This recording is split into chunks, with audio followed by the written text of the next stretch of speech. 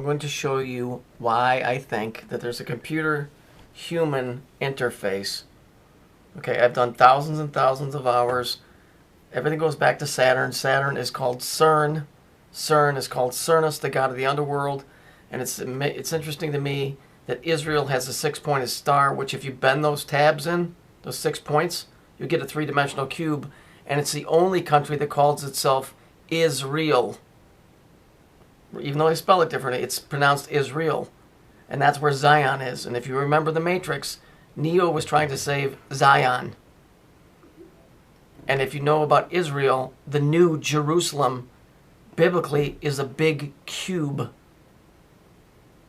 Okay? So this is the guy that in the video that said he thought that we were living in a computer world. I'm going to show you why I think this is a machine that's doing this. Because it has a signature. It always has to leave a mark. An X, a sine wave, something. It's just its signature. Okay? It's just the way it works. So I'm going to fill this in and you're going to see it. These characters are created by the machine. So I'll just fill it in with black lines.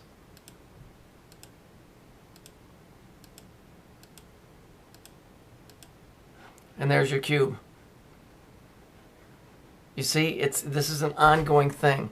This reality that we're in is driven by something of some super duper freaking computer. I don't know what the magnitude of this thing is, but I can guarantee you that everything that you see on the screen and TV is computerized. Everything. Well, I believe that we're real, but we're just the human. The flesh living within the program. That's really what the deal is, I think. And I think this computer-human transference, living within this cube, which is the machine, is why that you can't escape it in the flesh because you're in the program. Because there's something too mechanical about all of this. It leaves too many signatures around. And I don't know what makes somebody wake up to the signatures, but, I've been doing this for some time now, and it's everywhere. So it's kind of like a Matrix thing, but I don't think it's exactly like that. For all I know, this is some big-ass experiment where they stuck people down in it for a certain amount of time, and then after so many millions of years, the experiment just comes to an end. But, then you got the little religious thing, and that's all in there, but I don't know. This guy's saying we're living in a computer reality. I'm pretty sure that we were. But then again, that would make him part of it because this logo. So, as you can see back here, here's your seal, and all of this is, if you unfold these, you'll have a hexagram in the middle and the 6 points going around, which is your star. We could actually do that on here, I suppose. But I'll do it in another video. Because, look, Saturn is CERN. I've already proved that through writings. CERN is Cernus, the god of the underground. CERN is 27 miles long. That's 9. It costs $9 billion to make. That's 9. Israel calls itself Israel, or Israel. Yeah? It has the cube on its flag. It's never been stopped out of existence. Why is that? How is that possible when it's a little nothing state? Yet it causes so much diversion, trauma on this planet, yet it's never been dealt with. Okay? The word Israel in Phoenician, and that's what the Jews speak because there's no ancient Phoenician language, means Saturn. So if Israel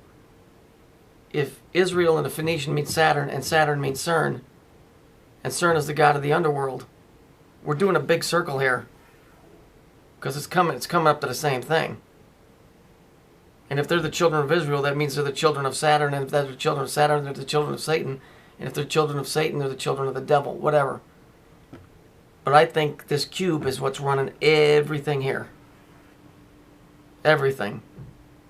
And through deductive reasonings within a certain scope of certainty, just by looking at the way Israel runs about the earth and nobody ever tries to stop them, and what their name means and what they speak, and how this planet, the star that the Bible talks about that they made unto themselves. I think this cube with the circle in it, like we saw with the car, or with the Mercedes-Benz logo, because that's really right here. If we were to do this,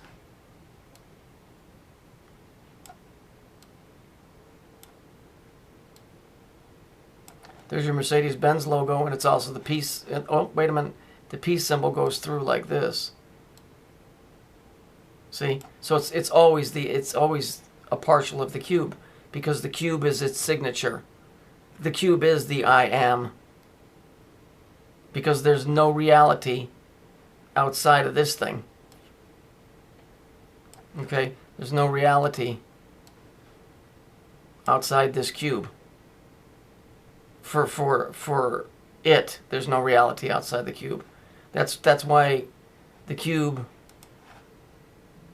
is, he's 9. The cube is 9 because he's all of this, but he can never be 10, because according to him, there's nothing outside of him. That's why he's everything. He's everything that exists, because everything exists within the cube, including us. Just a thought. It's not an opinion. It's not an opinion. It's a thought, piecing together stuff. Appears to me that's what it is. That's why everybody worships this cube. That's why it's in the courtrooms. It's in the UN. Then Muslims walk around it, because that's the reality of what it is. Okay, and I'll show you something on that cube from Mecca, which is very geometric and scientific.